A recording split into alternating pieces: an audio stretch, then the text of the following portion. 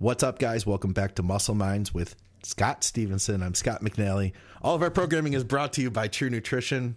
You can use our awesome code, Advices, high quality performance, sports supplements, health supplements. And if you use our code, you'll let Dante know to continue supporting our programming. You know, True Nutrition is like the OG of like true, like real, like it's a great name, obviously, but like real, like they're this OG of supplements as far as bodybuilding supplements, not as far as I'm concerned. Absolutely. Like Dante started that out, like people are getting ripped off by the package and all that kind of shit. Like that the way they advertise, it's the real deal. I mean, I was there when it happened. Yeah. I remember when they were True Protein and then they became True Nutrition, but it was all like, there was one other company out that like would sell you like bags of protein in literally giant, like 50-pound bags. Yeah. And bodybuilders just wanted like big, like massive bulk deals on the stuff that they knew they were going to use in bulk. Sure. It's like, we can do this. Yeah. Beats everyone's price. He's got certificate of analysis. He's still there doing that same shit. Still kicking ass. They advertise here, but they don't have to advertise like really at all. Just the customers just advertise for them. It's like a grassroots. It really is grassroots. Deal, man. Yeah. It's kind of cool. I think everybody who knows about True Nutrition knows about it from somebody that they really believe in bodybuilding. You know, like, where do you hear about it? Shelby, you know, somebody like that, Skip, people who you trust. And I think that that's a great way to do it. Plus, I mean, not to make it a marketing thing, but because of that, that's part of the reason that they're able to save money and pass that on to us by giving us good prices, because otherwise they'd have to pay athletes to, you know, to say, hey, I take this, when you know the way the system works. Yeah. Well, I mean, I know, just in having known Dante, that there have been people that, like, because he's just supported so many athletes, just sent them stuff, you know, over the years. And there have been many people who would, like, they get their sponsors supplements, and then they would just, like, you know, give them away or sell them or whatever. And then they would use the stuff that Dante sent them, or just pay for Dante's stuff. Yeah. For True Nutrition stuff. And Dante would, you know, he may have mentioned that before, like, just generically the way I did without naming any names, but that went on and has gone on. It probably does still go on to some degree, because, you know, their stuff is just, it's real basic. It's real simple. It's just phenomenal. Like, you're not, how long they've been around now? God damn. It's over French, but it's over a decade. Oh, easily. Yeah. I'm trying to think. I'm thinking back to when True Nutrition, I think I wrote some supplement reviews, some of which maybe even still on their site if they got transferred over for True Protein in like 2007 or something like that. Okay. Yeah. Yeah. So that's like, you know, 13, almost 14 years. Yeah. Yeah. So anyway, they really are. It just caught me when you said that, because I'm so used to them being around, but they stood the test of time. How many other supplement companies have been around that long? That's a good point, some of the real too. big ones, but none, like, there might be one other one that I don't buy from, but they kind of stand alone as a unique, like, there's like all the other big box style, big, you know, name brand. And some of those are like Labrada has a phenomenal reputation. They do great stuff. There's some other big ones that have been around. And then there's sort of True Nutrition, which still is sort of the underground, but highly successful. It's like this pillar. It's just as tall, but no one knows about it because everyone's watching the other one. So anyway, it's good stuff, man. That's all I pretty much use. So for the most part, we've got a couple of topics today. The first thing was something I had been thinking about. I've mentioned it on a couple other programs. I've been waiting to talk to you about this, Scott. And you have a second topic. I don't know exactly where we're going with it, but you said it ties in.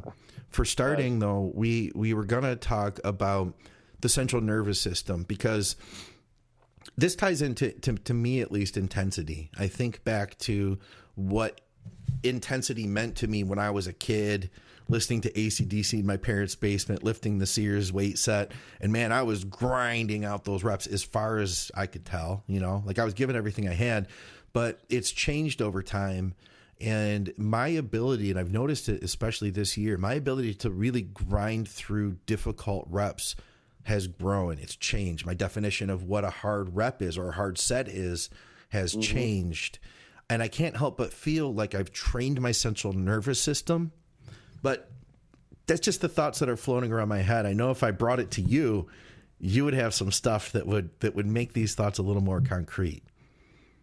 Yeah. So it's funny. There's a study from was the year? Was it 63? The original study where people talk about the primary driver of muscle strength gains from resistance training comes from the central nervous system was done by Mortani and DeVries. It's like this classic study. And they looked at strength gains versus EMG over the course of about an 8-week study.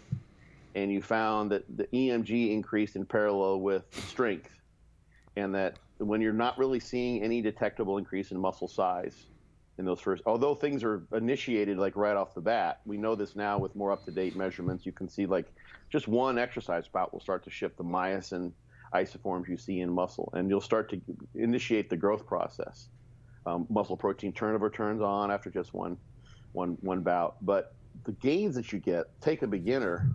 So this is just one aspect of training the central nervous system. It's obvious that it's important, and that it goes on when you're training. Is take a beginner who increases their strength by 60% on average, whatever, over the first 2 months of lifting. They go from 95 on the bar on an incline press or a bench press, and now they're doing 135 2 months later.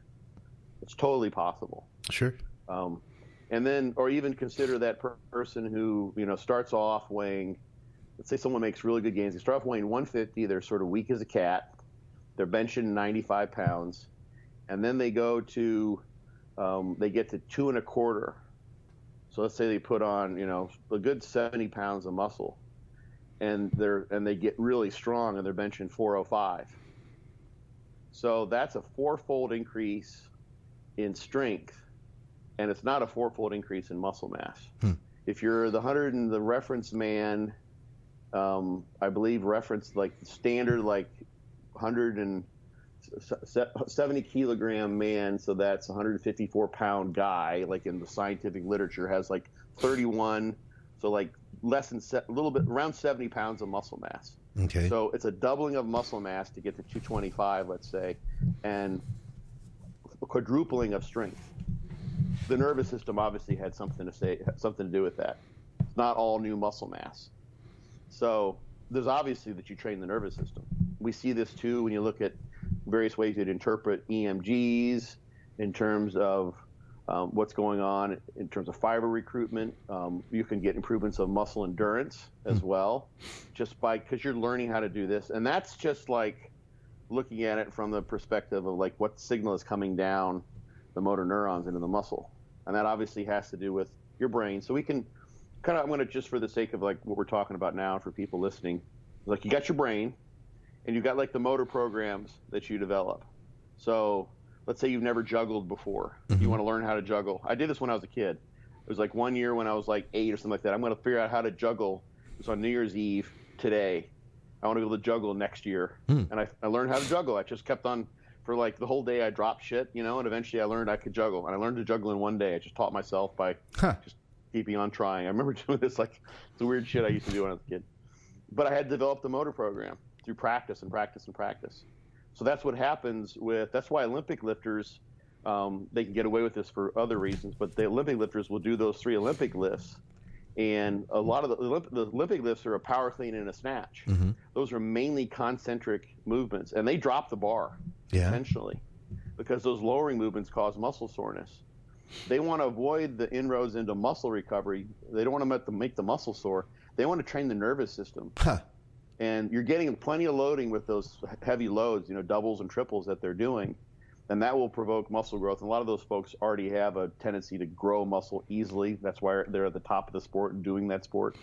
But they want to practice those Olympic lift techniques with the heavy loads as much as they possibly can, because that's the central nervous system. And actually, there's actually been research been done.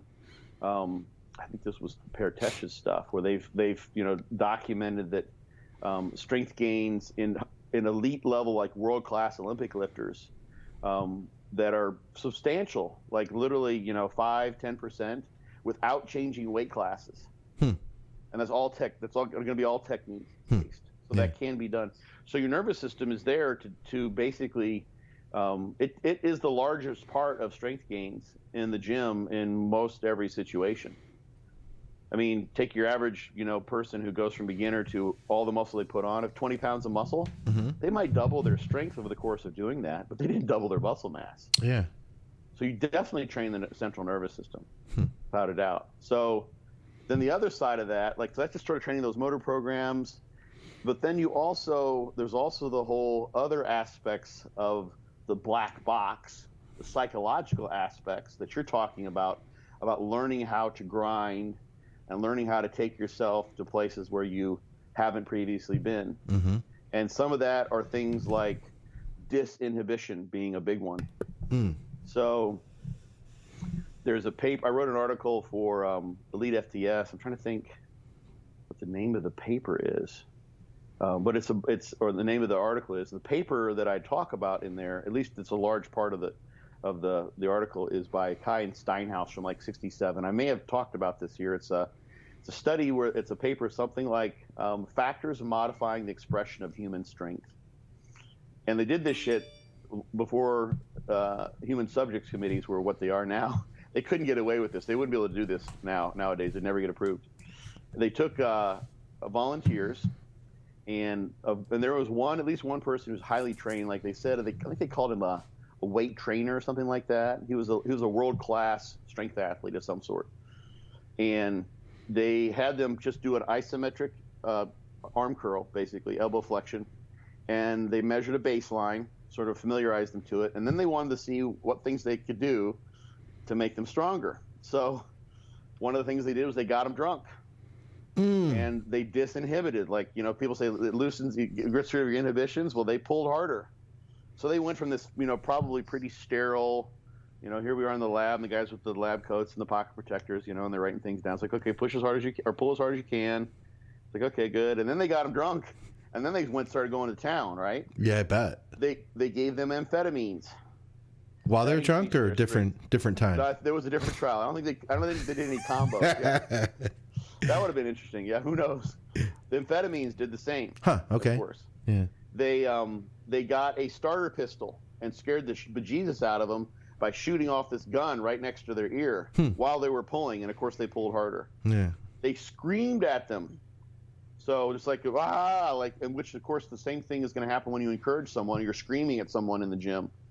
So if, for instance, and this is kind of an aside, in a research situation, if you'd have to control the amount of encouragement that you give your subjects. Either you come in and you have the same person who does his or her best job to encourage you the same way each time, or you don't do any encouragement, pretty much, which just sucks because it's totally sterile and that's not any fun at all. But that makes a huge difference. It was demonstrated in this study. So those are all things up in the brain that are involved with disinhibition. At least that's how they interpret it, removing those inhibitions. And one of the most powerful effects they found was from hypnosis.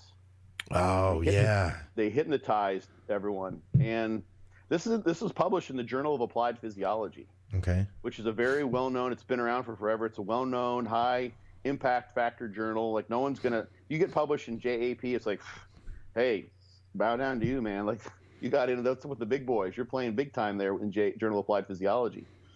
And, of course, this was a while ago, but still, in their methods section, to document the effectiveness of the hypnosis that they did, the hypnotist took from the subject pool the person who he deemed to be the least amenable to hypnosis. And that happened to be this strength athlete who was just like, whatever, like bullshit. He's calling, you can imagine, probably like, you can't change my strength. You can't hypnotize me. He was like, it's a world-class athlete. So he's got that maybe aggressive demeanor, like fuck you, you ain't changing me. Mm-hmm. Well, they put him under hypnosis. This is in the methods section, and I have the quote in my article, and I may even read this on other podcasts. And in the methods section, they describe the procedure the hypnotist did to demonstrate the effectiveness of hypnosis. He told that subject, while he's under hypnosis, that I will be touching a hot poker to your hand just briefly. Here we go, I'm going to do that. And when he touched the guy's hand with a ballpoint pen, no hot poker, nothing damaging to the tissue, he pulled his hand away like he'd been burnt. And a blister formed. That's the weird part. I don't get. I remember you telling this to us before. a blister formed. The guy touched a ballpoint pen to his hand. He believed that it was hot, and therefore it burnt him. It's crazy. It's in there, it's in there. But it's in it. This is in like a legit journal. This is not. That's not the National Enquirer. It's not as legit as you get in the biological sciences. Yeah, it's like, JEP's big time. They do crazy. like heavy duty biology based stuff. In this case, it was a psychobiological type of thing. That's insane. So that's the thing. Like you go and like people say like imagine like Kai Green's there was an interview with him where he's talking about tapping into rage. Yeah. And, I talk about, visualization. I've got another article on Lead FDS about visualization being very, very effective. And these are all things that are going on in your central nervous system, in your brain, in your mind, to allow you to improve performance. You can actually train people where they just visualize performing an exercise and get strength gains on order of the same ones that you would get if they actually did the exercises. Yeah. Which makes sense. Like over the course of many weeks, like a 10-week training period on like Group A just imagines themselves doing bicep curls and Group B actually does bicep curls. Well, you don't get that much muscle growth. Like if you get like a 5%, like you might get like 10% increase in muscle cross-sectional area, let's say over 8 or 10 weeks. It's pretty good growth. 5% is what I got in one of my studies on average. Okay. I think 5 or 7%. Was training a quad, and that was with electrical stimulation, which even this was in trained people, but 10% is pretty good. So, but you can get a 30-40% increase in strength or weight that you can use for X number of reps in that period of time. So most of that strength comes from the motor program, and that motor program can run by visualizing and imagining actually doing what it is that you're going to be tested on, in this case, in the scientific study. So you can practice those things virtually in your mind's eye and create a tremendous strength improvement, training effect. It makes me think about, for anybody who's been listening to bodybuilding podcasts, the people who are always serious in the gym, they're the ones that come, the guys who are making the great progress, they talk about like, oh, you got to put your phone away. You got to focus. Don't talk to people. You got to get in there and have purpose. And we all have our own styles as to how we want to train. Mm-hmm. But all this leads me to that, I guess, is that, I'm not saying you need to be hypnotized to go into the gym, but I think there is something to be said about visualization, especially when you're doing progressive overload and thinking to yourself like, okay, I'm going to get that 150-pound dumbbell for 12 reps today. It's going to happen. Being able to see that in your head, carry it out in your head before you actually even touch the weight. The research suggests, and there's a couple I'm recalling, it's been some time since I looked into this specifically, but there's a couple different paradigms that have been tested, but they share the commonality in that you want to rehearse everything you can come up with in the sensorily during the actual visualization procedure. So if let's say it's a squat and you're going for a PR with 405 pounds and you want to get 12 reps, so you would literally get into there and you would maybe even smell the chalk if the chalk is something you smell, and you would imagine the knurling on the bar and the way the bar fits down in your back, and maybe it tears at your skin a little bit if that's how what happens when you do that. What it feels like when you unrack that and you have total control of the bar, and the bar is your bitch, as opposed to, oh fuck, this is a heavy bar. Yeah. Like and what you see, like if there's a mirror in front of you, you see yourself squatting down, or maybe you don't see anything, or maybe you just see a blur. Some people just do a blur, that happens to them. They unfocus. But everything you feel, see, the sensation in your muscles, and for me, can be an important one. Like sometimes there can be a sort of a potential for a mental breaking point during a set where you get to the end of the set and you like all of a sudden think, okay, 3 left. Mm-hmm. And when that happens, you can create a self-fulfilling prophecy. And it's like, okay, well, I'm just going to get 3 and this will be done. And that can be a very smart way to train. I'm not saying don't do that. If you think if 3 is all you got, then 3 is all you got. But then there's also those times when, and I actually employ this sometimes a lot with myself, is I will set a number beyond which is probably reasonable. And imagine that. So I can like set, okay, so I'll say I'm getting fucking 15 with this son of a bitch. Okay, yeah. You know, and most I ever got was 10. So I start off that set, and sometimes that's backfired on me because I start going so rapidly and trying to bang out the reps that my form fails. Mm-hmm.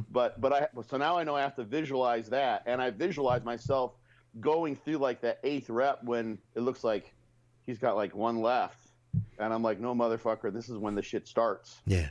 And you know, with that feeling, like when you have that mojo working, where you're like every rep is going to be my biatch here, rep by rep, contraction by contraction, and you go past what you would have otherwise because you got the mojo working. That's happening. If you've seen that once, you've just done it. It's right there in your mind in all the ways you can imagine. This is kind of the important part, is that it's not like you just say it. You have to see it and experience as much as you can. And like that, you know, that thought like, oh, fuck, my legs hurt like shit. Like, you don't want that thought. You want that thought of like, this is what I want my legs to feel like. Yeah. I'm going to drive past this shit. So you rehearse all those thoughts. And you ever have like, and this is just something I just sort of thought of, you ever have a workout where you maybe start off, you're a little tired, and you're getting things going, but you start doing pretty well? Mm-hmm, happens absolutely. When people are sick all the time. You know, they go in feeling like shit and they have a great workout. Mm-hmm.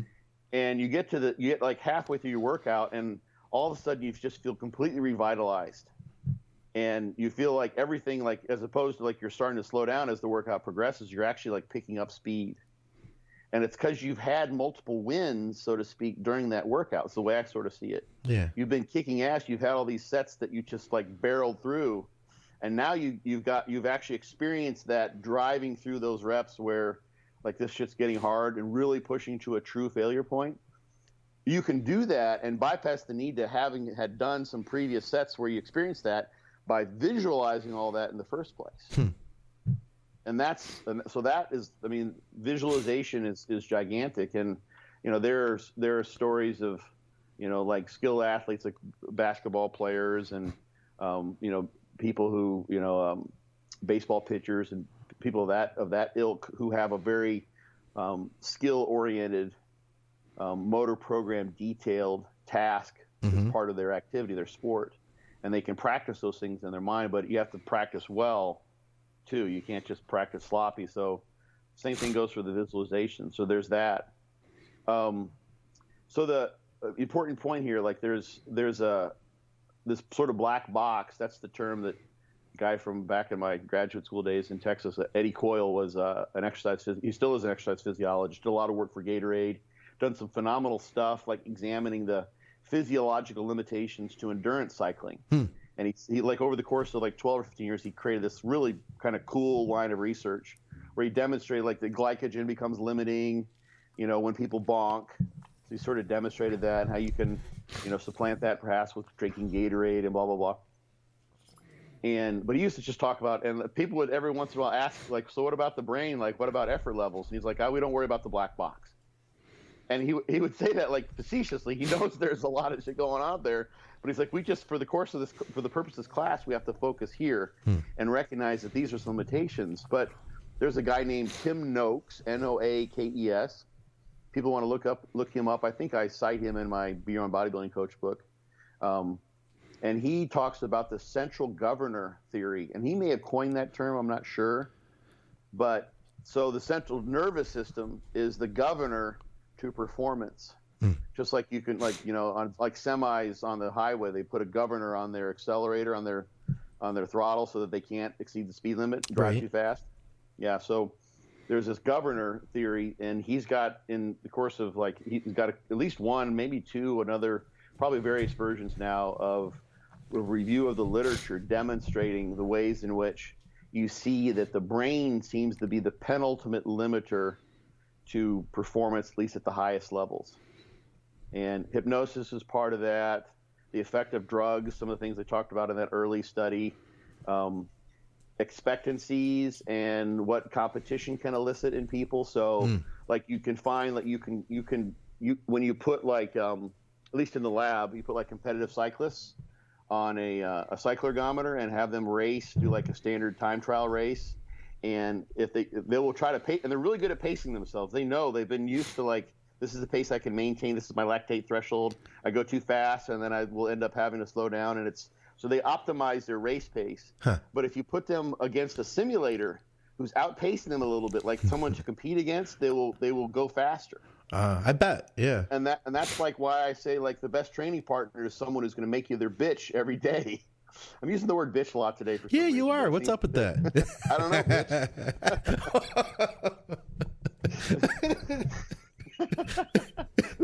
Who's your bitch? Who's your biatch?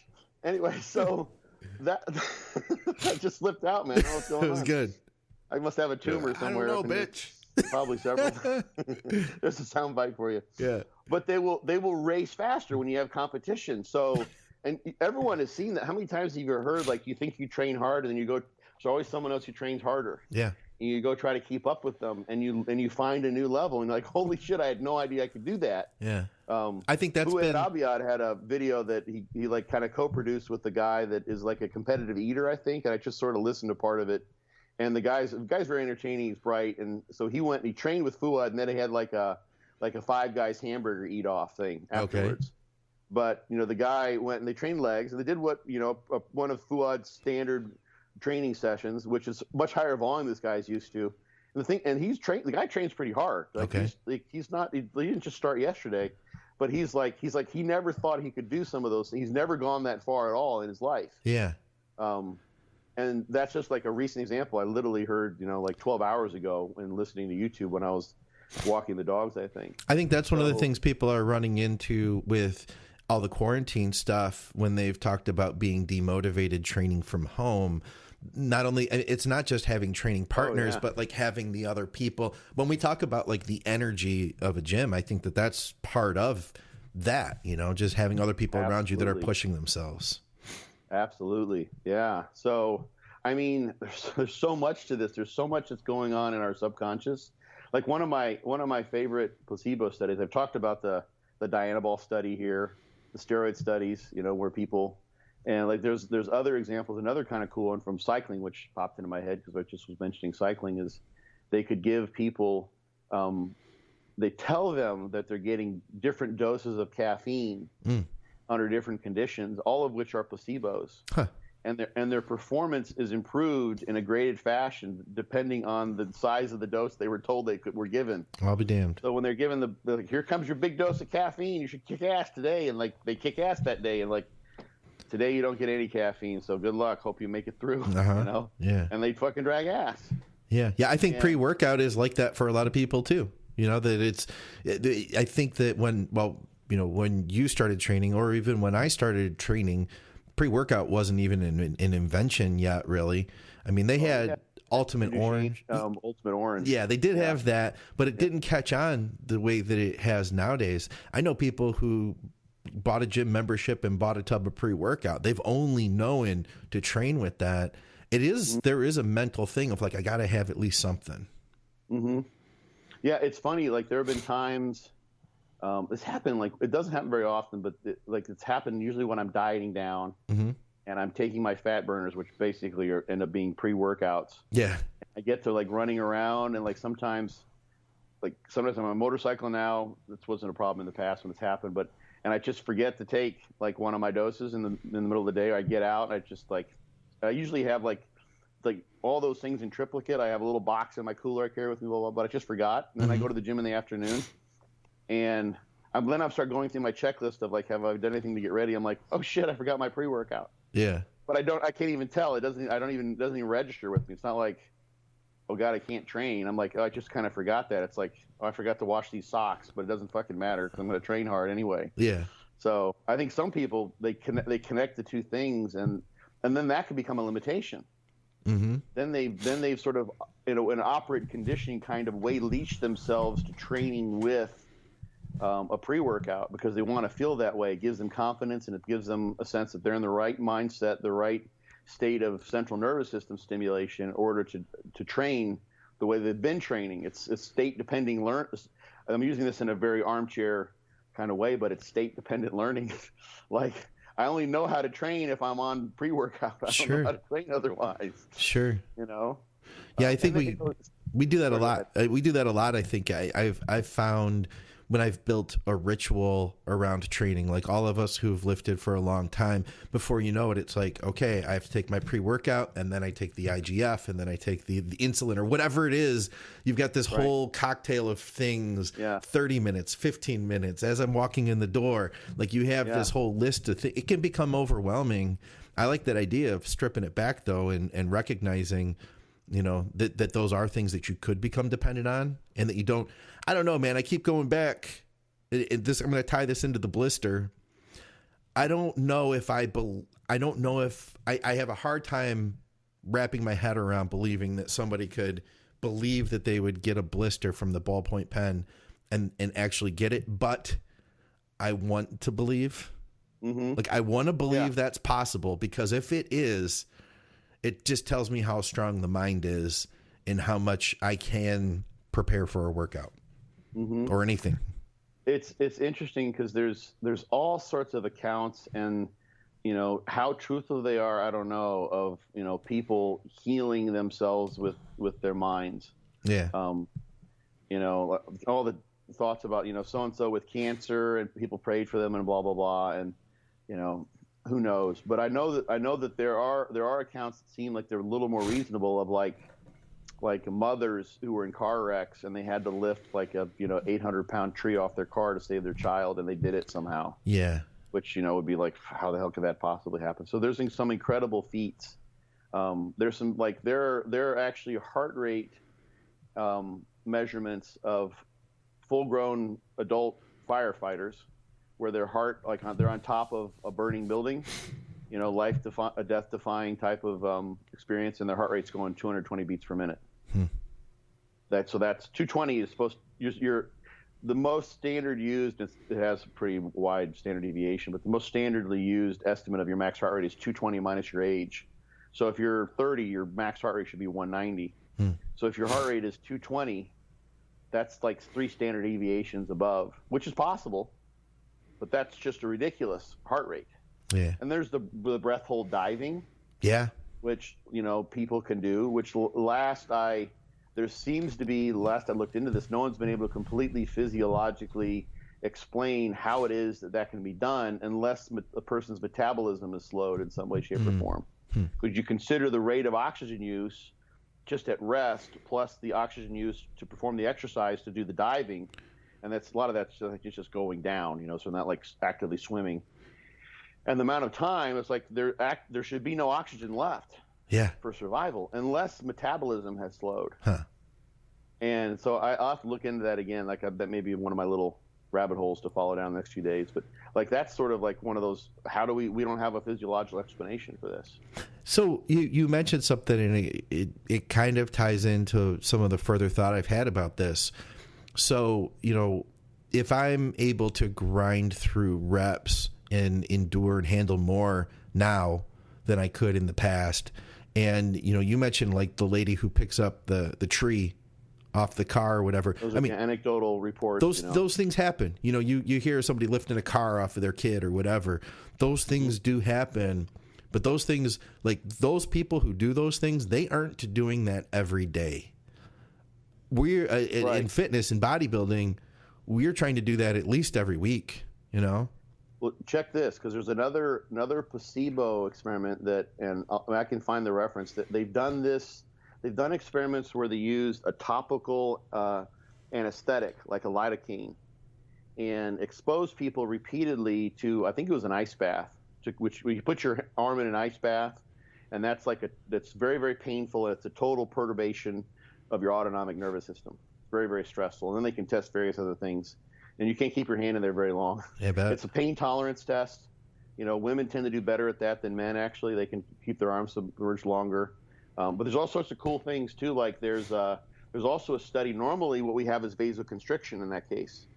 You know, that's why people have frostbite. And the idea there is the body's conserving the blood to stay in the core of the body, keep the core alive, and the core includes your brain. So if you're brain dead, the rest of you doesn't matter. But if you lose an arm, it's better to lose an arm and still have a brain than to lose a brain and have functioning arms for the donor, I guess. So normally you have vasoconstriction, but there are studies of New England wharf workers, like fishermen, who are constantly putting their hands in ice cold water, and they can do that, and they actually have a vasodilatory response. Their system has learned to reverse the natural flow of blood, which normally is reduced, to increase flow there, so that their hands can stay warm while they're dipping in this ice cold water and pulling the fish, out of the buckets or what have you. So ice cold water. So you can reverse those things with constant. You can reverse the normal autonomic response, and of course, this is what yogis do. They can drop their heart rates down to like really, really low levels. Okay. Yeah. With just their breath. And the thing I was going to say back to the arm and the topical anesthetic is that they've done placebo studies where they exposed someone, I think it was the cold water immersion, exposed their arm to that. Arm gets really cold. They experience that. Then they put a lidocaine on there, which numbs them. And then they give them various exposures to actually a true numbing experience from using the pharmaceutical topical that numbs their arm and makes it not hurt or not hurt as much. And then they give them a placebo. They say, okay, we're going to do another one with, blah, blah, blah. And they put their arm in there and like, no, it doesn't hurt at all. It's like, okay, great. And there's nothing on there to numb their arm. Huh. They just think it's going to be numb because they've experienced that. And what they put on there looks and feels it smells exactly the same as what actually did. So they were previously exposed to that situation where the pain was gone. Yeah. So if you go, and this is where I think, call it self-hypnosis, call it, learning to grind or what have you. If you repeatedly go in there and, one of my, I'll just a little personal thought here, like one of my favorite songs, a song by Anthrax called Safe Home. Okay. And one of the themes in the song is like, this is my safe home, is in the gym. Mm. And if you can create that experience in your head where this place that I go to, which is just mind-bogglingly painful and full of maximal effort and potentially exhaustion, is a place that I create for myself. And this is my house, baby. This is where I fucking live. You can go there repeatedly. And each time you can go there, you can go a little bit deeper into the house and explore it a little bit more. And next thing you know, it's not like a haunted house where you're scared shitless. Am I going to, what's going to happen? This is awful. Like, let me out of here. I can't wait till this set stops. Instead, it's like, now we're on my territory, baby. This is where I live in these last reps at the end of the set. And that's sort of an analogy. You may even say those things to yourself in your head. I do sometimes. Every once in a while I'll say, who's your fucking daddy? Like in the middle of a set. And that's fun as hell, right? I've actually said that. Who's your daddy? And that's because like, here we go, bitch. We're going in. We're going after it. It's time to go into my home. This is where I live just for these brief moments in time.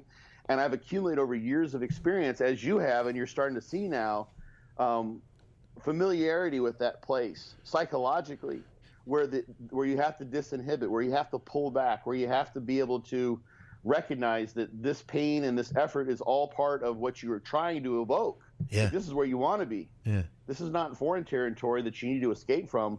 This is your homeland, so to speak, that you want to go deeper into. So you can keep on doing that. And that's like learning to take charge of that central governor and disinhibit and bring out things that you wouldn't otherwise be able to do. So you can imagine then, like, that's part of this visualization experience, is imagining what it's like in the home. So, but does it stress you? To the haunted house, and you're like, just a sec, and you're like, oh shit, I know what's in there, but what if you stop and say, I've been here before. Yeah. I know just what it looks like, and then you open the door, and then you go in, and it looks just as you just imagined it. Totally different experience. So, what were you going to say? But does it stress you? Does it stress you more because you are digging deeper and deeper and deeper into, this level of discomfort? Is that harder on your body over, repeatedly going further and further? Of course. Yeah. Like that's the point. The stress is the stimulus in that context. There's distress and there's eustress. People kind of use those terms like when you win the lottery and you're happy as shit, that's stressful, right? That's your sympathetic nervous system gets jacked up, and like that's a form of stress. It's a pleasurable one. Yeah. But it's also a kind of a stress. And yeah, absolutely. When you do those 2 extra reps beyond the 10 that you would have done otherwise, yeah, without a doubt. But those physiologically they're the most effective reps, so to speak, which is a really nice term just to sort of conceptualize all this. So those are the ones that hopefully produce the stimulus that then evokes greater adaptation than what you currently were maintaining in training up until that point. Okay. So if you just kept on doing those 10 reps with that weight, you're not going to grow. But if you start adding a rep every week, then you're going to have a unique stimulus that hopefully produces an adaptation, which supports the ability to again produce a unique stimulus, meaning you add another rep, which as long as you eat and rest and recover enough, then you can have a greater adaptation so that the next time you could even get another rep, and then like the whole system, stimulus, recovery, stimulus, eat, sleep, grow, eat, sleep, grow, eat, sleep, grow. Yeah. I guess I was thinking of like, when I spoke to Chris Duffin and when I listened to him and Victoria talking, he was saying like, this is going to kill me. That was his thought, was like that he felt like you can only do this so many times. You can only put, like, he was training with 900 pounds on his back. And he was like, every time I train, this is killing me, is the way he felt about it. Yeah, there is. I mean, and that's extreme, we aren't, I'm not squatting 9. You can only get away with so much. Ronnie Coleman is the, quintessential example of someone who he put everything into it. And now he sort of paid the price. In Chinese medicine, they have a nice way of kind of conceptualizing this. And you see this in all sorts of forms. And one of these we've talked about and you'll relate to is you have the various energies of the organs and all the bits and pieces of Chinese medical theory, but you have in your kidney is where your sort of root energy is, your kidney energy, and especially your kidney essence, which is actually related to your ability to reproduce.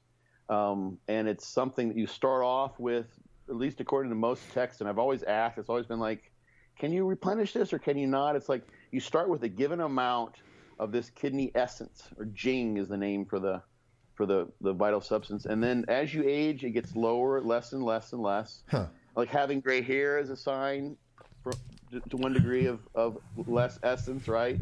Your bones getting less, low back pain, which tends to happen, et cetera, et cetera. But every time you go through something really stressful period in your life, actually the teeth are manifestations of the bone, which is fed by the kidney's energy in Chinese medicine. And someone who runs hard, who lives hard, are people who are meth heads. Yeah. And you see them, like, they age like rapid. 15 years in 6 months. You see the before and after, and their teeth fall out too.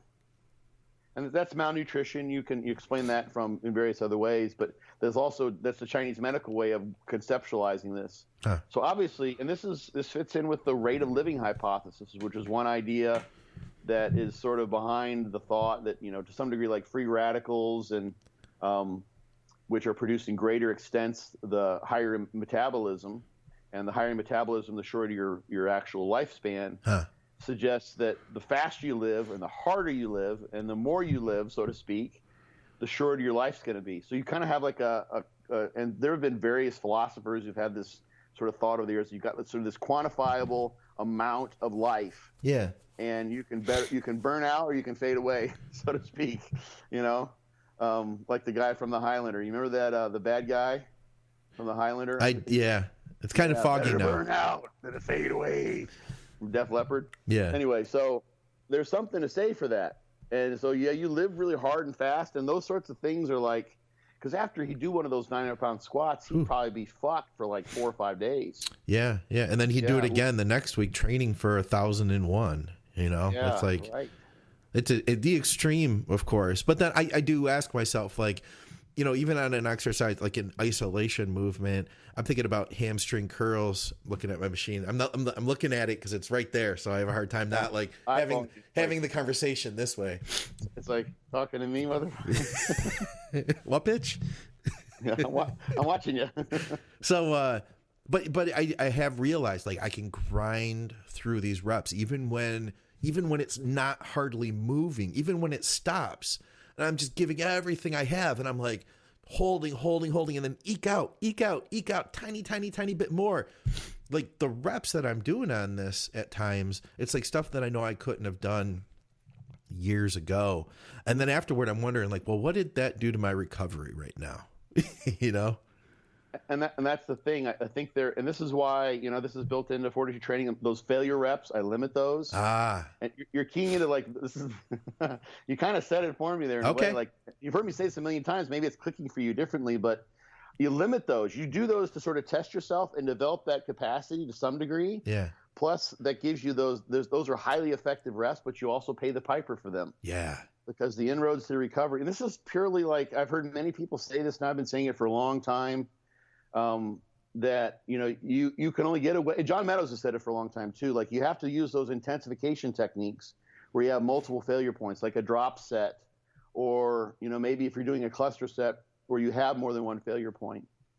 You get a superior stimulus, in the 2 reps in reserve and 1 rep in reserve from those last couple effective reps. But you also get, depending on the person, an exponentially greater inroad to recovery overall. So, yeah, you do 3 sets and stop 3 sets short of failure, no big deal. But you do 1 set where you end up like getting one of those grinder reps that is just absolutely mind-boggling. And that might be the equivalent stimulus, at least in terms of what your nervous system has been taxed in doing. So, and everyone's balance is different there. That's the thing, Yeah. And that's where to some degree, where it's one factor that determines how much volume someone can get away with training with. Yes. Yeah. If they don't train like you do, and like their failure point, the reps. And I have a post, had all sorts of computer problems, so I haven't been able to put up anything. But if you look at skeletal muscle as it fatigues, so you can like take a muscle and just stimulate it. So you take the nervous system completely out. Yeah. And you just watch its force production. It will kind of decline in this sort of exponential way, and you'll see it kind of decline. So that's the basis of using velocity of movement as a way to dictate effort level during resistance exercise. People are starting to investigate this now.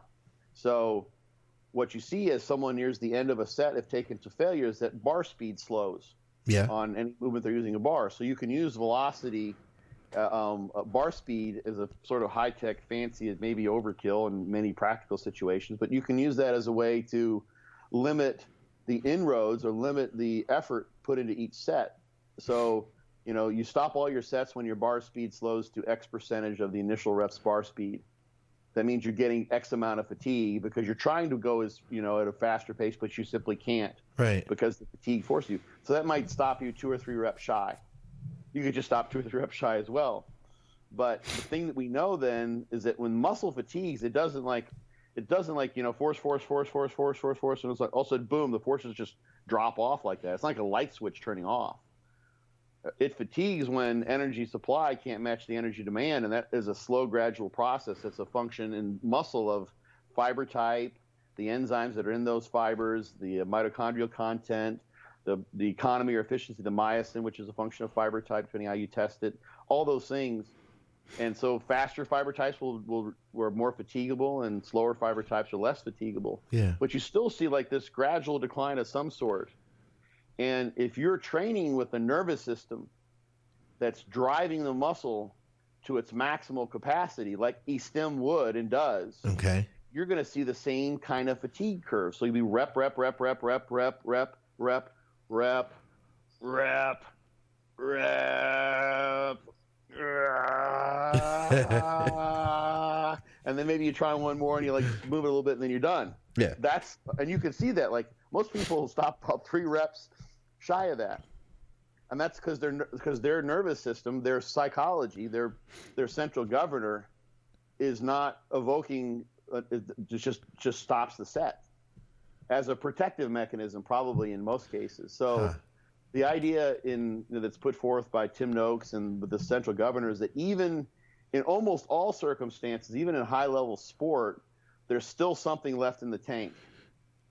Most of the time, in almost all circumstances. And there's something there. And most people, like, they're so far from a max effort and best performance just because of the central governor. So back to where I kind of started, like there's the motor programming aspect of it. Like you could have someone who, let's say, is a highly trained athlete in like a wrestler or, like a intermediate distance runner, 400 meters, like some really hard shit that requires you have to know how to push and push through pain. So their central governor and their ability to disinhibit and drive is really pretty well advanced, but it's specific to their sport. So it's the limitation there isn't the central governor aspect. It's not their psychology. When they go in the weight room, it's because they've never done those lifts before. So you'll see they train, and like you've probably had clients, maybe like even a beginner client, and it's like, wow, they train really hard, but they're wobbly and this sort of thing. So their limitation there is probably still motor skill. Because they've got years of training and pushing and fighting through the pain. Like it's not a lack of effort in their case. Yeah. It's just they don't know how to do the exercises. And they'll learn that really quickly. So their effort level doesn't change. And then there are some people like who have both the motor skill issue, and then they have to learn how to train harder. And like in your case, you got the motor skills down, and now you've shifted your training so you're exposing yourself to more of those high effort like grinder reps. And now you're working on that central governor. And, of course, that's going to require that because you're doing more of those really all-out reps that your volume is going to have to come down. Yeah, that's exactly where I've been. Yeah. Yeah. Yeah, so the central nervous system gets trained. Yes, in various ways. Wow. I knew if I asked you this, Scott, that you would have a lot to say and you'd be able to expound upon it. So thank you. Yeah. It's just like it's really like this whole central governor thing is really fascinating because – It doesn't deny the fact that, you can feel when the glycogen levels are low, and that contributes is a limitation, but there's multiple limitations, to performance at a higher level that can the limiting factor can be at so many different levels. And so it's a long time ago, I did a talk on causes of fatigue. And I think maybe I wrote an article on this. I've written about it somewhere, but so like literally you can like a locus of fatigue or loci of fatigue, like locations of fatigue. And it's like, so there's the central governor, that's the brain. And that can even be a function of like the neurotransmitters in there that are feeding or sort of the amino acids that are entering the blood, like tyrosine versus L-tryptophan, that are feeding the catecholamine levels, the dopamine levels in the brain.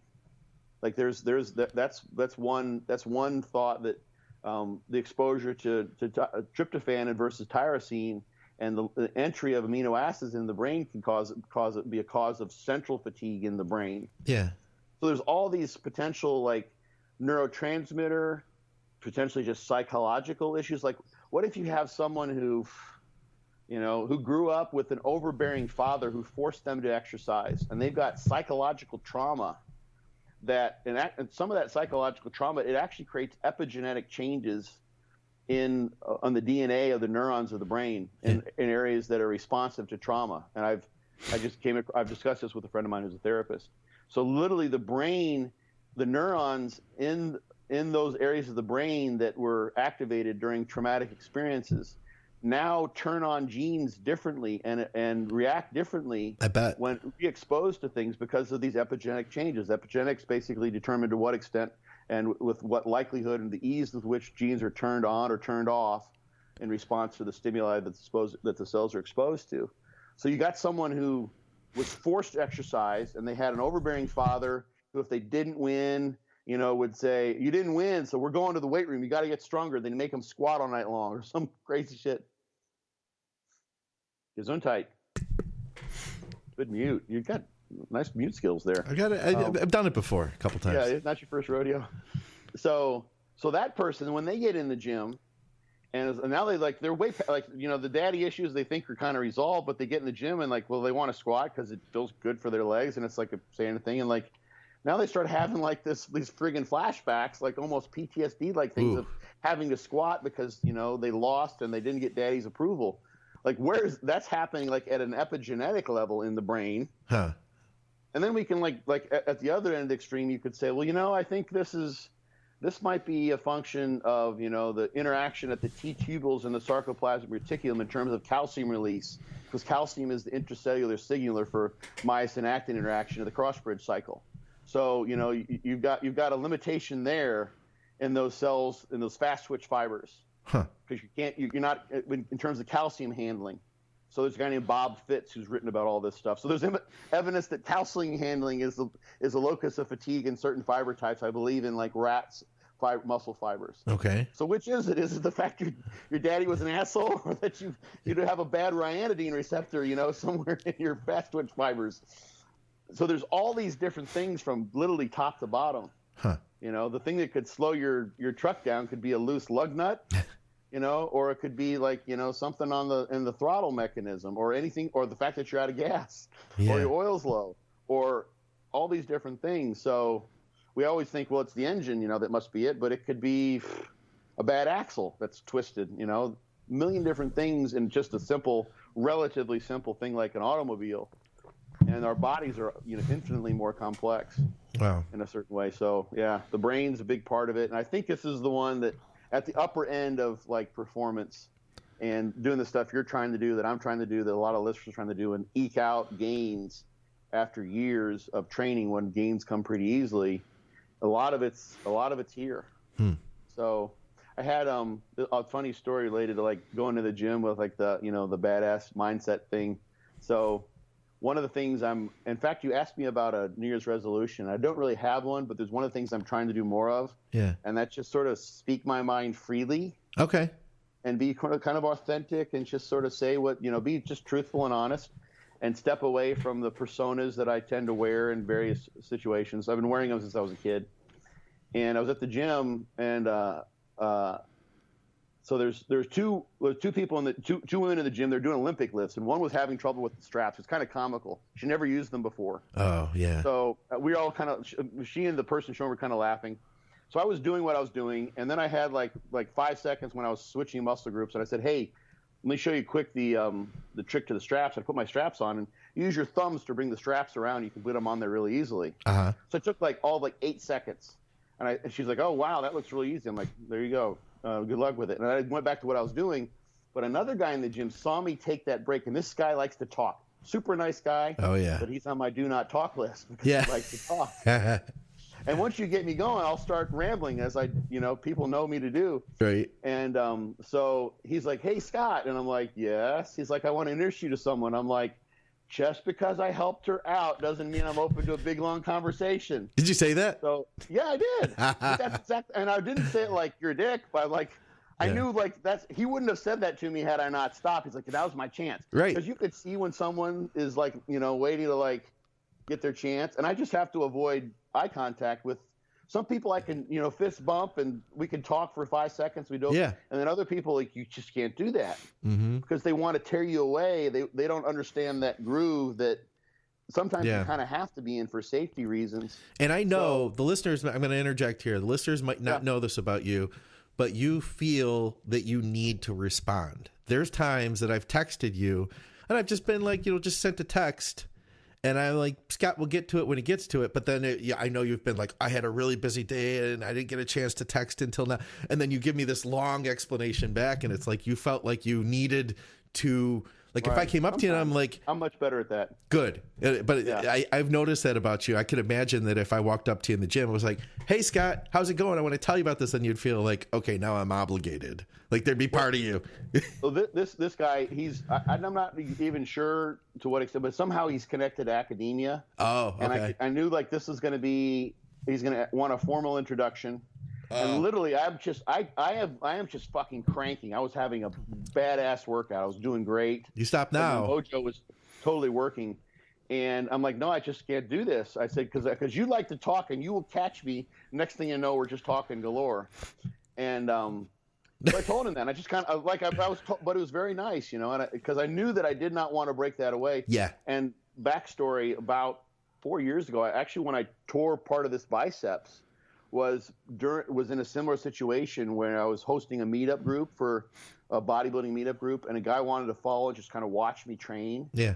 And I felt obligated to kind of teach him and show him what I was doing. I would too. And I ended up, and someone else came in, and next thing I knew, I was like, people were running late, and we were going to go eat. So I went and I actually was doing a side lateral machine when I tore my biceps. Yeah. And so I injured myself because I had stopped everything and I wasn't properly warmed up, and my workout got interrupted. So some of it's self-protective. But anyway, the the point of me bringing all that up was I've actually, when the one guy walked away, I went and introduced myself to the guy who was referring to and said hello. So I said, we could say this before he comes back because then he's going to want to talk, but nice to meet you. I'm Scott. Yeah. But that was part of the groove that, I had that was just like, this is what I'm here. This is fun. Like, you wouldn't pull over Lance Armstrong if he's like cruising around, and say, hey, Lance, can I get your autograph? And you're like, I'm on a ride. No. Yeah. Until I get done. Not that I don't want to give you an autograph. I love to talk to people. But Lance was he'd set, like, if Lance is on his bike, he's at lactate threshold, he's cruising, he's in the middle of a time trial. I was rocking. I was having a great workout. Yeah. And so I just let him, and it was totally fine. We laughed about it afterwards. Good. But I was truthful with him, and I still would say that. Like, I even told him, you're on my do not talk list because you like to talk too much. And it's nothing derogatory against the person at all. It's just the truth of the matter. Yeah, that kind of disarms it too, the way you handled that, versus it being like, if you don't talk about it, then he might think you're just a dick or something. You know what I mean? Yeah, I mean, it's just a thing. If he doesn't get it, then he doesn't get it. I can't make him get that. The other guy actually apologized for him because he knew why. Like, I think he didn't want that, and he was. I think he's a power lifter. I'm pretty sure he was training for a competition. So yeah, there's no reason to be upset. I actually had fun interacting with him. Like, not now, man. No friggin' way. I like that. I think I used the word badassery or badassery. Yeah. Actually. I said, we cannot disrupt the flow of badassery that I have going on right now. And I went about my business. He's like, okay. So anyway, are we getting listeners' questions? I saw you looking. I haven't looked at all. I've been just too busy rambling here. We did have a couple here. There was one from Brandon. Let me see if I can pull this up. Okay, let's see. My mouse isn't clicking right. Yeah, this is in reference to another podcast. He says, hey guys, I would love to hear Scott's opinion on the question Skip and S2H answered on the last episode of Blood, Sweat, and Gear in regards to how we can make deloads more enjoyable. I know Skip mentioned trying out new exercises / machines that you haven't used before, but I feel like that would prevent a novel stimulus that would prevent a novel stimulus that could potentially increase the amount of muscle damage you experience and lower the ability to recover within the deload week. Would love to hear how Scott would approach a deload and if he's remembered to keep exercises the same or just drop down your volume as most do during a deload. Brandon, my man, you need to go read the Fortitude Training book. I'll tell you what Skip had said real quick here. Yeah, okay. So Skip had said, he was like, listen, when I do a deload, I like to just go in and have fun with it. He was like, that might be an opportunity for you to, he was like, if you're in a groove, you're not going to try anything different. You're not going to go over and try that machine or try a new exercise. He was like, I've messed around with machines I wouldn't have messed with before when I was in a strict groove. And I found that that's given me an opportunity where, like, hey, I like this chest press. I might give this a try in the future. That's what he was saying, basically. But he said, have fun with the deload. Don't overstress yourself with it. So here's how I do, like, my intensive cruises in Fortitude Training are an answer to Brandon's question. It's like, I think he's read the Fortitude Training because I'm going to be on his podcast here pretty soon. Nice. So one, in order to avoid like the increasing muscle damage or what have you, I have people drop down a volume tier. So, and space out their training a little bit. So they train a little less frequently and they drop with a little less volume. Yeah. But in line with what we see I looked at the evidence that was available at the time I wrote it. There may be more. I'll have to look on this one as well. But the evidence at the time was pointing, and this is how it's typically done in many, many sports, is you do a taper if you want to have improved performance on the day of a meet. So you keep your effort levels and the quality of your efforts high, but you reduce the volume. So swimmers would still do, maybe a couple time trials with their event, but they cut their yardage in half. And sprinters wouldn't do nearly as many, all-out sprints, or maybe just do shorter sprints, but they still would do sprinting. So they're maintaining the effort level. And then if you do a taper the right way, you come back strong as your performance is peaked. Yeah. So that's how I reduce that. They also, as far as the fun goes, the intensive cruises are just muscle rounds, which people find to be the most fun anyway, by far. And muscle rounds are de facto auto-regulated and auto-selected in terms of the exercise. So if you want to use the exercises you've been using, you can, but you can also pick whatever you want. The idea being that, like, I haven't done a muscle round on that chest press or that leg press or what have you. I want to give that one a shot. Yeah. And try out new exercise. So, I want to do like a Meadows row, a muscle round, because I saw John doing Meadows rows and they looked great, or so-and-so, blah, blah, blah. Yeah. So you play with those things, and that, being able to do that is just fun. It also allows you to fit a cruise in and have some standardization. Like when people travel, I have them do just muscle rounds. They don't have to necessarily make a cruise out of it, but that would give you a chance to go to different gyms, because you don't have to go to like that one hammer strength machine right that's made from the model year, like that's different than the one at the other gym, blah, blah, blah. You can do whatever you want. So, but the volume's less, and the workouts are also spaced out. You're only training like 3 times in a week as opposed to typically 4. So that's how I do it. Less volume, auto-regulate the exercises you select, only go with the muscle rounds, which are fun. And people love the cruises. And if you do it right, at the end of the cruise, you actually take the deload, which is I call an intensive cruise, because it's intense because you still do muscle rounds, which you're not reducing your effort level at all during those muscle rounds, just doing fewer of them. And the last about third of the total time of your intensive cruise, your deload, you just take that time off. Okay. So by the time that's a standard way to do it. Everyone can kind of figure out their own recipe, but that's the way it works really well for lots of people as a starting point, at least. Yeah. And then when you come back, when you're after that completely free of training period, people are just chomping at the bit, and they just like their strength goes sky high. Yeah. And if they've eaten for making muscle gains, typically they've also moved forward a good bit as far as fat-free mass goes. You just kind of see it. They basically, it's a rebound period for many people. So that covers the whole thing. Like, it gives you some structure, but not too much structure. So you choose your exercises, stick with the muscle rounds. You can do whatever you want, but this is just the way I have it. And that way, you've got those muscle rounds, you try out those exercises, and you can then, when the next blast comes around, you can do, with muscle rounds in fortitude training, you can either stick with the same ones, same exercises. You can just keep doing those if you want until you fail to make gains and then switch. Or you can just do something different every time if you like, and just keep a logbook, pool of exercises, and come back and say, okay, last time I did that was about 5 weeks ago. Let's see if I can beat that performance. Yeah. So that depends on what the person chooses to do, because there's plenty of progressive overload with the loading sets and the other aspects of the program. Yeah, so, I like the sounds of that. I can see where Brandon's coming from too, that if you really got into it with a new machine, you could end up being more sore than when you started, if you just went in and just started tearing it up. But I can also see what Skip was saying, where he was saying, like, you're not going too heavy in his case. Is what he was thinking is like, he's just having fun with it. And if you reduce, if it's a deload, then you reduce something. Yeah, that's the thing. Like a deload is so generic. So if you try a new exercise and you like stop 3-4 reps shy of failure as opposed to taking it to failure. Yeah. Even if it's a new exercise, that's probably going to be maybe about the same. It kind of depends. Like some people, and this ties into this next topic if we want to go to. These are good questions.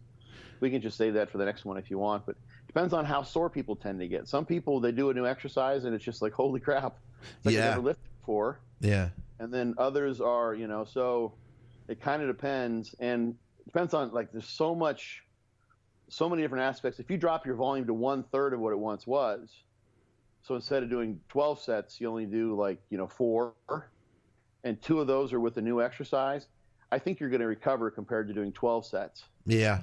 Yeah. Because your volume is so much lower. So you would just say, if I'm going to do all new exercises for this deload, instead of dropping, from 12 to 9 sets, which is what I typically do, or 12 to 8 sets. This time I'm going to just drop down to 6 sets. Okay. Because I'm trying out new exercises entirely for the purpose of this deload, and I want to make sure I don't cause that issue. So you would just, if you're scared of the novelty creating excessive muscle soreness, then you just reduce the volume to account for that possibility, and then you avert it. Yeah, that makes sense. So that's how I would do it. But yeah, when I went back into the gym after training chest at home, for months, I started training back at the gym again sometimes, and I'll tell you what, man, I was fried. Because of course I've been using all free weights at home, and there's a couple machines that I really enjoy. So I was like, I'll go to the gym, and it was going to be kind of like a lighter week. I'm going to use these machines. And oh my gosh, I got totally cooked. I was like, I love the way this feels. The next day, I'm like, man, I haven't been this sore in months. So this. It's funny you reminded me. So there's this gym in south of Orlando that I'd gone to like the day after the Masters Nationals called Kissimmee Muscle. Yeah. And you've probably seen it because the Olympia didn't kind of turn out the way I wanted to. I was wanting to get down there when I was at the Olympia this year, but a lot of people went down there. Like I saw tons of tags, and I actually went up going there about 2 weeks ago. Okay. For an earlier purpose, and the owner actually posted something I think on Instagram of a picture of the two of us. But they've got a line of equipment that's just awesome. I can't remember the name of it right now. It just has this great friggin' feel. Like the Converging chest press is badass. Like all of the machines are just great. And I use those, like it was the day after the show when I went in there and trained before. So I just used machines, wanted to get a quick one in, just like a full workout, full body thing, to keep the water moving around, all that kind of junk. And but it was like, this feels really good. It felt awesome. I didn't even use a lot of the machines. And I remember asking him, his name is Jonathan. I asked him, I said, man, that line of, I can see why you found or kept that line of equipment. He's like, well, I had to seek that out. He told me the story, but it was entirely not by accident that he had that line of equipment. No kidding. And he's like, people love that shit. He said he had a women's physique competitor, and this was, I think, what show was it? There was another, the show before that, North Americans, I think, was there in Orlando, and this was a women's physique competitor, and she was coming in like 2 days before a show, the day before a show, and she was supposed to be doing like a light. He talked to her for a little while, light workout, and she got in there, and she's just like some women are. They just have ridiculous recovery abilities, and just love to train. And like he said, she was in there for like 3 hours, and like he went up there, he's like, weren't you supposed to be just like sort of like lightly? She's like, I love this stuff. I can't help myself. I can't stop. Damn. It's like, how many sets have you done? She's like, I think like 42. Oh my gosh. It's like, stop, stop. Yeah. So, I don't know where I was going with it, but yeah, just when you go back into the gym, you just like, you get those new machines that feel so good. Plus they're novel, but you tend to want to also overdo it too. And I did that when I was there. I'm like, I did a little more, but I'm like, just take a couple of the days rest, Yeah. I'll live. We had a couple more things here. One of them is Mr. Scott Stevenson. Will you launch your own courses? Oh, I've thought about that. I've got some other things in mind that I may try to put together. I would do it with my Be Your Own Bodybuilding Coach book. I'm doing hour-long consultations with people, and some people have come to me, like over the course of the years, people like they line up several of those. We kind of do like, it's not an apprenticeship, but it's a mini sort of guide them through with a half a dozen or a dozen regular consultations to get them going and help just round off their education, what they know or don't know, and they want to try to learn from me. I've thought about that. It's just like, there's various ways I could do it. One thing I've thought about doing and that I could still do is offer CEUs through an existing organization. I can't do that if I offer my own course. And I even had someone come to me asking me to put together a course, but it would have been under in his organization. He would have had control over everything. So I've thought about it. What I want to, for a lot of people, they just like the education, and that's cool. But it's also nice when those CEUs or the education is connected with the insurance that a lot of personal trainers need to have. So offering that as CEUs through the NSCA or ISSN, I haven't even talked with them, but through the NS, I'm not even certified through them, but I am through the NSC and ACSM. Is a way that allows people to both keep their CEUs and thus their insurance up to speed and maintain those credentials. If I start my own, I'm not going to offer insurance. Maybe I could somehow. I haven't looked into it, but I imagine that's a whole giant endeavor. And doing it, I don't take that half-heartedly or if someone says, I have a Fortitude training certification, I want to make sure that, like, I personally would send my mother to you to do Fortitude training. You know what I'm saying?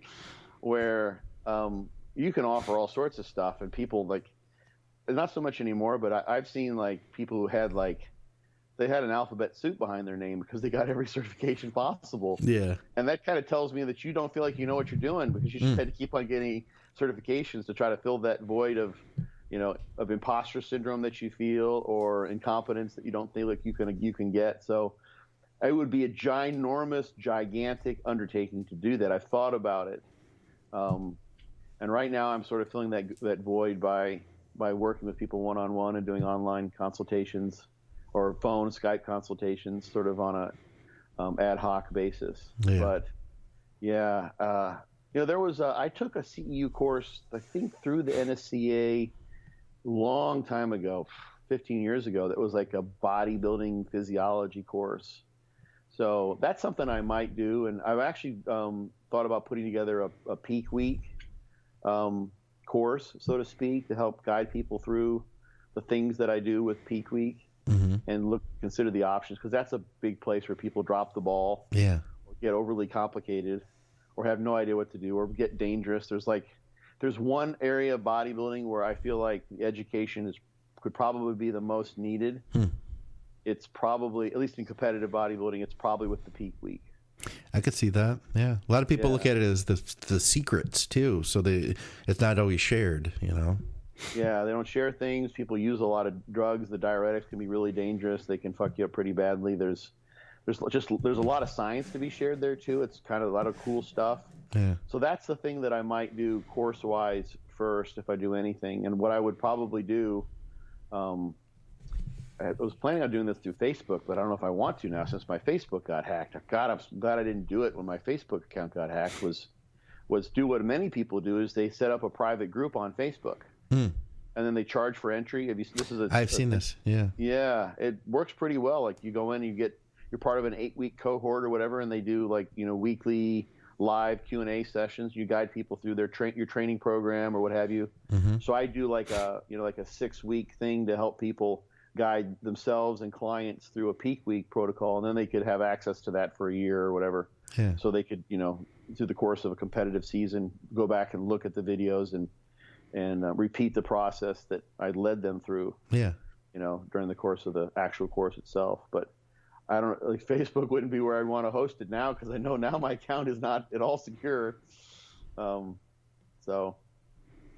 if you do, people can keep up with you too through Instagram. They can go over to fortitudetraining.net, byobbcoach.com. And if they wanted to do consultations, that'd be a good place to hook up with you too over at those sites. I'll say something that's interesting. It's funny, even like, I didn't even see who asked this question. Who was wasn't Brandon. I'm looking. Did you put this question up on the screen? Motaz. Rowie? Oh, Motaz. Oh, yeah, he and I have spoken about the peak week thing. I know him. Yeah. So it's funny. Very often people come to me asking for courses or those sorts of things, and I have the sense from in various ways that they haven't really looked at what is available to learn from me totally free. Like, if you go on Elite FTS, I have 12 or 15 articles there that cover a lot of stuff that's totally free. I joined the Mountain Dog website because you had some articles over there that I wanted to read. Articles over there. I mean, I did a Q&A when John was sick and in the hospital that was like 2.5 hours long. There's tons of stuff over there. He's got some videos over there from seminars that we did together that I presume they're still there, that I think are available to members. And I've had people come to me who want sort of a mentoring type of thing. Hey, could you mentor me as a coach? And I ask, well, have you gotten my book? Mm-hmm. And they're like, no, they haven't even read the Be Your Own Bodybuilding Coach book. Yeah. So that's not to like direct that specifically anyone in particular, but I see that almost more commonly than not. Actually, 3/4, maybe the vast majority of the time, it's people who are coming to me. So that tells me that to some degree, it's not that they have exhausted the limitations of what information they can find just by searching. And like, you go to my website, it's like, buy all his books. Mm-hmm. Like, you know who Paul Chek is? I know the name. Yeah, he's an interesting guy. He was at Swiss last time it was there. Okay. I don't know. Ken knows him pretty well. He's been to Swiss multiple times. He's a phenomenal guy. He started off sort of an exercise specialist. He's got a number of different books and videos on functional exercise and things of that nature. But now he's a very well-read guy, and he's very sort of a spiritual, kind of the zone of spiritual life coach type of. Okay, yeah, area. I know who you're talking about. Yeah. Yeah, he's a fascinating guy. I really, really like him. I kind of feel a bit of a kinship to him, and he has a 1.5 year long course or something like that, that you can take and you can pay for. Mm-hmm. But I'm not aggressively going after this, but I've got a few of his books. I listen to his podcast on a regular basis, and I try to learn as much as I can from him for free. So then, this is what I always tell people: is then if and when I were to ever go and do his course, which I don't think I really would need to, but if I would want to, let's say I went to Paul and I said, hey, Paul, I'd like to apprentice with you. I'd like to become an apprentice in some way. I don't think he offers that, but let's just hypothetically say this is the case. Right. I would have been completely up to date on, everything I could possibly find, so that when I do interact with him, I can say, well, here you wrote this, and then 10 years later you wrote this. And so how do you feel about these two things now? Because these ideas are juxtaposed. They're somewhat, contradicting of one another. And so he could give me that answer. Whereas if I have no idea what he's done because I haven't even read his books or looked all the, then that tells me that I haven't even put out the effort that you want to see in an apprentice, or you want to see in a student who takes your classes. And maybe that, and this is so common now, I see this so much, and this is like me on a soapbox of academia, but people want to go and get the degrees just to say they have a degree. Because that's what the industry rewards. Is like, do you have a master's degree? We'll pay you more than if you have an undergraduate degree. Or like, I know people who have gone to various places where they offer these sort of mail-in PhD degrees that are really worthless. They don't give you any opportunity for licensure. There's some naturopathy accreditations out there that make you think you're a naturopath, but you can't get licensed as a naturopathic physician because they're not accredited by the accrediting commissions that do that. And people are just gathering degrees because they feel like if they have the letters, that just having made it from A to Z in terms of getting that credential means they will have the knowledge and understanding that will wash away whatever insecurities they might have, or feelings of inadequacy in terms of being a coach or being an expert in their area, whatever it might be. Sure. And that's not at all what, I think degrees should be about. Not in the least. So, So someone comes to me and they say, hey, like, do you offer classes, or I'd like to apprentice with you? And I say, well, have you read my books? Like, no, I haven't. It's like, where do I get those? And I'm like, well, you haven't even looked at my website. Like, you know very little about me, except that you have the sense that I maybe have some expertise which you'd like to have. Yeah. But you're going at it that's to the end point. Like, you're going at it not to get through the journey, but just to get to the end point of having the credential or the certification. And that's the most. That's not at all what I would want in someone. So, there's lots of stuff out there. If someone gets my Be Your Own Bodybuilding Coach book, and I've had people tell me, like, I downloaded it and I read it in like 8 hours. I'm like, wow, that's amazing. Wow. And did you read War and Peace just for like dessert, like afterwards? Like, how did you do that? So that's kind of what concerns me a little bit. Is if I'm going to create a credentialing course, it's going to have to be really big and extensive and worthwhile. What's Martin's last name? I don't know. McDonald. Oh, okay. He's in the UK. Yeah, he has MacU. Yeah. He's put together he's done it right. What they've done is created a specialized, and it fits in with the UK educational system that allows you to become properly certified to be a personal trainer, or nutritional specialist, or whatever terms they use over there. And MacU is like a 1-year dig in, get after it. You know, I don't know if you'd say it's graduate level. It's probably more of a graduate level because he deals with the actual research rather than what the textbooks say, type of study. And that's a full-time endeavor for him. You know, and he's done a phenomenal job with it. But if people who don't know about that, it wouldn't help you so much even in the States. You probably you should get CEUs if you were to do that. But his is it's a year-long program. Yeah. Art McDonald. So he's a phenomenal guy. Yeah. So that's the way to do it. So it's kind of like all or nothing, because I don't want to appease, I got the fortitude training certification after 4 hours, you know, and now and I'm like, and you forgot it all. You forgot everything I said in 3 hours. Yeah. You know, but it's on your Instagram as a, you know, whatever. I'm like, that doesn't serve my purpose of helping people be able to better help others. It actually can be the opposite of that I'm helping people find little ways to sort of brush the dust of their insecurities under the rug by gathering together certifications. I still can't get anyone to, I've had one person so far who can adequately reproduce what a muscle round is. Really? On Instagram. Yeah. I've had one person, and I think he was, if I recall right, he was from Germany. So he was doing it in a not even in his mother tongue, but he got it right. So I'm surprised. Everyone else missed it. They missed the subtleties of, you know, the whole point of how you set them up. But let's throw that out there here. I mean, we're at the end of the show here. If people are an hour and a half in, they're dedicated. Let's start there. That's true. If they're asleep and their phone's just playing. You know, yeah. Wait, tune in, guys. Tune in. We need you for a second here. I'm going to put it out there. I want to see it personally. If you can do an actual muscle round, tag me, tag Scott. I want to see it now.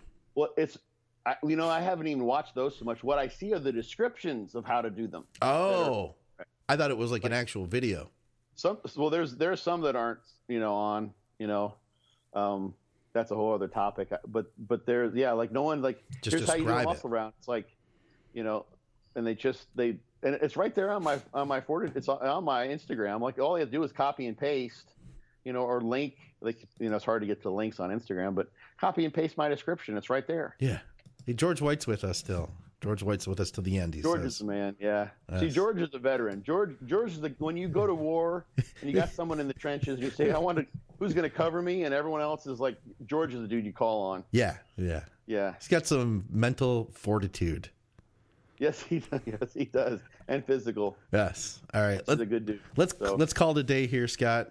And and we'll have your topic, that other topic, then we can basically call that almost like a part 2. It sounds like segue right into that for that next episode. It's the other side of the coin that we just looked at. Okay, awesome. Well, I will look forward to that. And as always, it's been a pleasure. I always enjoy listening and expanding, kind of like my working knowledge of the stuff I'm exploring in the gym. And I like to chat. So it's a perfect match. All right, guys, for another episode of Muscle Minds with Scott Stevenson, I'm Scott McNally. Head on over to fortitudetraining.net, BYOBBcoach.com. Of course, check out our awesome sponsor, TrueNutrition.com. Use our code ADVICES. We'll catch you next time, guys. See ya. Thanks, guys. Adios.